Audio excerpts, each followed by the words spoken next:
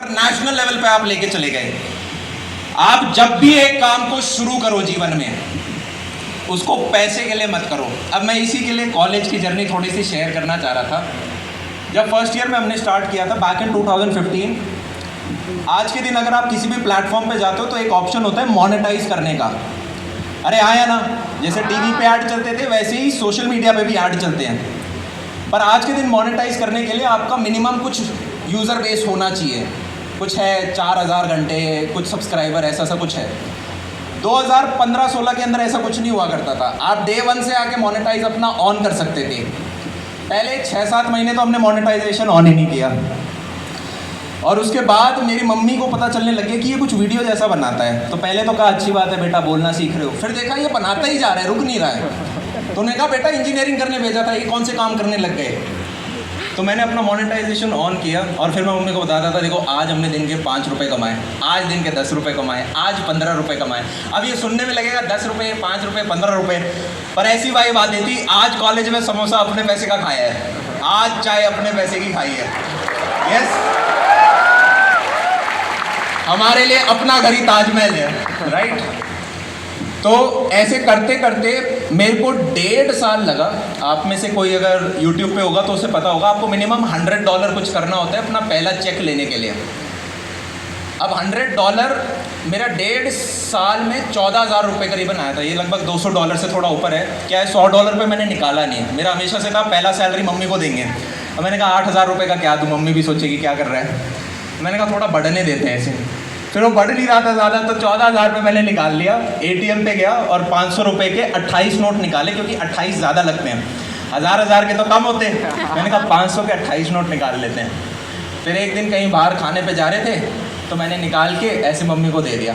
अब मम्मियों का क्या है, मम्मी खुश हो गई कि यार इज़्ज़त दे दी, उतना ही चाहिए होता है। हमारे माँ बाप हैं, वो आपसे कुछ लेके नहीं जाएंगे, वो आपको हमेशा दे के जाएंगे। कुछ लेके जा सकते हैं आपसे, दे के ही जाना उन्हें। कल को आपकी शादी हो गई तो आपके बच्चे भी वही पालेंगे। अरे आया ना। तो मैंने कहा ठीक है यार। तो पहले 1.5 साल कोई अर्निंग नहीं हुई थी, पर अगर इस काम को मैंने पैसे के लिए स्टार्ट किया होता और पहले 1.5 साल में मेरे को दिन का 10 रुपया, 5 रुपया, और पहले 1.5 साल में, अरे इंटर्नशिप करते हो तो यार एक महीने का 14,000 से ऊपर मिल जाता है, हाँ या ना। पर 1.5 साल में 14,000 अगर कैपिटली आपका मोटिवेशन होगा, वो व्यक्ति कंटिन्यू नहीं कर पाएगा। क्या समझ आ रहा है। ये 96 सेमिनार है, किसी सेमिनार में जाके पैसे नहीं लेते, और इनमें से बहुत कम को यूट्यूब पे डाला जाता है। शायद 3-4 को आज तक डाला गया होगा। ये इसलिए करता हूँ, मेरे को मज़ा आता है। पहले शर्म आती थी, अब बढ़िया लगता है। और इससे भी ज़्यादा बढ़िया तब लगता है जब सेमिनार ख़त्म हो जाता है और कुछ बच्चों के साथ बैक स्टेज पे जाके बात करते हैं। तो कुछ चीज़ों को इसलिए करो क्योंकि बढ़िया लग रहा है। करते करते पता नहीं चला कब, पहले ही होता था टेड टॉक बुलाएगी क्या, अब 19 टेड टॉक हो गई हैं। पहले लगता था एक सेमिनार भी कितना बड़ा है, अब 96 हो गए और पता नहीं चला कब हो गए, 2 से 3 साल के अंदर पीछे हो गए।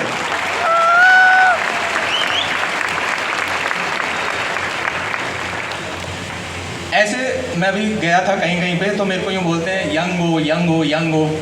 और साथ में ये भी बोलते हैं एडटेक में सबसे पुराने में से हो। एडटेक में 7 साल हो गए, पर उसके बाद भी उम्र 24 है। एक चीज़ का ध्यान रखो। अब हम कुछ चीज़ों के ऊपर आएंगे। अब सेमिनार स्टार्ट करते हैं। मैं कॉलेज लाइफ का मैंने थोड़ा आपको ब्रीफिंग दे दिया, जिससे कि आपको मेरा थोड़ा बैकग्राउंड का आइडिया लग जाए। सक्सेस कैसे मिलनी है उस पर बात नहीं करेंगे, फेलियर्स को कैसे प्रिवेंट कर सकते हैं उसके ऊपर बात करेंगे। पर देखो मैं बस बता सकता हूँ, पर जब तक जीवन में खुद के साथ होती नहीं ना, तब तक आदमी मानता नहीं है। जैसे बचपन में एक छोटा बच्चा होता था ना, और उसे कहते थे यार गर्म दूध है, हाथ मत लगाइए लग जाएगा, पर वो मानता नहीं था। फिर वो उस गर्म दूध में उंगली डाल देता था, फिर वो बोलता था ता ता ता ता ता ता, तब उसके समझ आती थी। फिर कोई और पास आता था, तब भी उसे बोलता था ना ना ता ता। तो अभी मैं वही व्यक्ति हूँ जिसके 1-2 बार हाथ जल चुके, और पिछले 7 सालों में जो मुझे कुछ चीज़ें सीखने को मिली वो मैं आपको कुछ दूंगा। जो अच्छी लगे उसको अपने पिटारे में डालते रहना। इनफैक्ट नोट भी कर लेना, वरना कल के खाने की तरह आज के इस सेशन को भी भूल जाओगे कि क्या खाया था। तो जो चीज़ अच्छी लगे यूँ मत देखना लेफ्ट राइट वाला बंदा क्या देख रहा है। जैसे नेहा को मैसेज करते हो वैसे ही चैट में लिख लेना कि यार ये इंपॉर्टेंट था। हाँ, नेहा तो बोलते ही बहुत एनर्जी आ जाती है, हैं? उससे पहले तो मोटा मोटी जीवन में मेरे को लगता है अगर आपने 3 डोमेन पकड़ लिए, इन 3 के ऊपर अगर आपकी अच्छी ग्रिप है तो आपने काफ़ी बेहतरीन जीवन जी लिया। बाकियों के कंपैरिजन में आपने काफ़ी बेहतरीन जीवन जी लिया। पहला तो है कि हम एक कैपिटलिस्ट वर्ल्ड में जी रहे हैं। अरे हाँ या ना? अरे इंजीनियरिंग क्यों कर रहे हो? मन था क्या इंजीनियरिंग करने का? इसलिए कर रहे हैं क्योंकि किसी ने कहा कि भाई यहाँ पे प्लेसमेंट अच्छी लगती है। अरे हाँ या ना?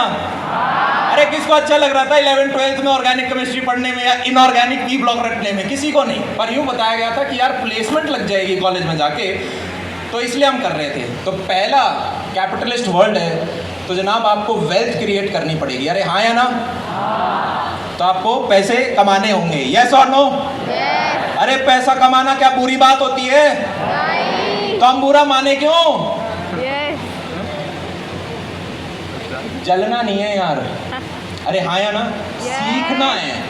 इसने किया तो मैं कैसे सीख सकता हूँ इससे? ये नहीं कि इसने कर लिया, ये फ्रॉड हुआ, पक्का लॉटरी लग गई होगी, पक्का सरकार में कुछ ब्लैक एंड व्हाइट निकाला होगा। वो नहीं करना। ये देखो कि क्या करा उस बंदे ने। सेम टाइम था, सेम एनर्जी थी। क्या उसके टाइम में टाइम उसकी स्ट्रेंथ बन गई थी? क्या उसके टाइम में क्या उसके लिए ब्रह्मास्त्र था जिसकी वजह से वो आगे निकल गया? हर एक व्यक्ति से जब भी मैं मिलता हूँ, मोस्टली वो 30 की एज में होते हैं, 40 की एज में होते हैं, 50 की एज में होते हैं, और मैं सिर्फ एक प्रश्न पूछता हूँ, अपने जीवन में से एक चीज़ मुझे बता दो जो कि आपने सीखी और जो मुझे बताना चाहोगे।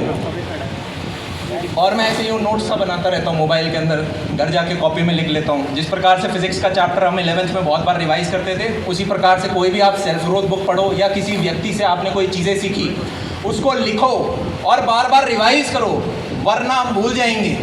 अपने दोस्त को ज़बरदस्ती पकाओ, तेरे को पता है ऐसे होता है, क्यों? वो पूछेगा क्यों बता रहे हैं, बहुत ऐसे बता रहा हूँ अपने रिवीजन के लिए। मन में सोचो रिवीजन के लिए, मम्मी को बताओ, भाई को बताओ, पापा को बताओ, सबको बताओ। अभी मैं आपको बता रहा हूँ मेरा रिवीजन हो रहा है। आया ना? हाँ। पहला है वेल्थ क्रिएट आपको करना होगा। सबसे पहले खुद के पैरों पे खड़े हो। जब तक खुद का दिया जलता हुआ नहीं होगा तब तक किसी और का दिया भी नहीं जला सकते। यस और नो? दूसरा जो इम्पोर्टेंट है वो ये है, आ जाओ आप, आ जाओ। वो कह रहे मैं नहीं आऊँ। चलो आप आ जाओ। पर आपकी तो बॉडी बहुत अच्छी है, आपके ऊपर एग्जाम्पल सेट नहीं होगा। कोई भी एक आजा आजा, शर्मा मत यार, शर्मा मत। अरे वाह यार, ये तो मेरे बाल सेम हो गए। तो नाम क्या आपका? अथर्व जादव। अथर्व। तो मान लो अथर्व ने जीवन में 200 करोड़ रुपए कमा लिए, ठीक है? पर अथर्व की बीवी उसे मारती है, तो क्या अथर्व एक सक्सेसफुल व्यक्ति है? ये अथर्व कह रहा है मारती रहेगी, मैं तो सक्सेसफुल हूँ। यहाँ बीवी का मतलब है आपके पेरेंट्स भी हो गए कि आपके पेरेंट्स से नहीं बन पा रही है, आपके अपने भाई से नहीं बन पा रही है, आपके अपने लाइफ पार्टनर से नहीं बन पा रही है। मान लो अथर्व ने 200 करोड़ रुपए कमा लिए, पर हेल्थ इतनी खराब कर ली कि नीचे से अगर कुछ उठाने भी जाता है तो कमर बोल जाती है। तो क्या ये एक सक्सेसफुल आदमी है? तो तीन हमारे सेक्टर क्या हो गए? पहला तो आपको कैपिटल पे ध्यान रखना है, वेल्थ क्रिएशन पे। दूसरा, आपको अपनी खुद की हेल्थ पे ध्यान रखना है। अब क्या है, 20 से 30 एक ऐसा इंजन होता है, जितने भी मैं लोगों से मिला, आप इस बॉडी के साथ कुछ भी खराब कर लो, आपका सिस्टम चलता जाएगा, पर जैसे ही आप 30-35 पे टच करोगे तब आपको रियलाइज़ होगा कि यार 10 साल पहले हमने ये पाप करे थे, अब ये रिफ्लेक्ट होने स्टार्ट हो रहे हैं और ये बड़े दुख के साथ रिफ्लेक्ट होंगे। मैं एक एग्जांपल बताता हूँ। मैं एक बार राजस्थान गया था कुछ परचेज़ करने, तो उधर का एक काफ़ी बड़ा रियल एस्टेट का एक व्यक्ति था। तो लास्ट में उनसे मैंने वही प्रश्न पूछा, अपना जीवन की एक चीज़ बताओ। तो उन्होंने कहा यार अमन, अपनी हेल्थ पे ज़रूर ध्यान रखना। मैंने जीवन में बहुत पैसा कमाया, पर 1.5 साल पहले मेरी वाइफ थी, उसकी इस बीमारी की वजह से डेथ हो गई और मेरे आज के दिन ये और ये बीमारियाँ हैं। तो हुआ क्या, आपने पैसा बहुत ज़्यादा कमा लिया और उनकी एज अराउंड होगी 45 से 50 के बीच की। 45 से 50 इतना ओल्ड भी नहीं है, हम 70-80 तो एटलीस्ट सोचते हैं। हाँ या ना? तो यार आपने 20 और 30 के अंदर, 20s और 30s के अंदर भाग के पैसा कमाया और 40s के अंदर हम अपनी हेल्थ के ऊपर उस पैसे को लगाना स्टार्ट करते हैं या लाइफ एंजॉय नहीं कर पाए बिकॉज ऑफ आवर हेल्थ। तो क्या वो एक अच्छी बात हुई कि भाई पहले तो भाग लिया और जब एंजॉय करने का टाइम आया तब उतना कर नहीं पाए, बाकी एंजॉय रोज करना होता है। ये भी गलत एक मिथ है कि 40 के बाद एंजॉय करेंगे। तो पहला एक है वेल्थ, दूसरा है हेल्थ, तीसरा क्या है? रिलेशनशिप।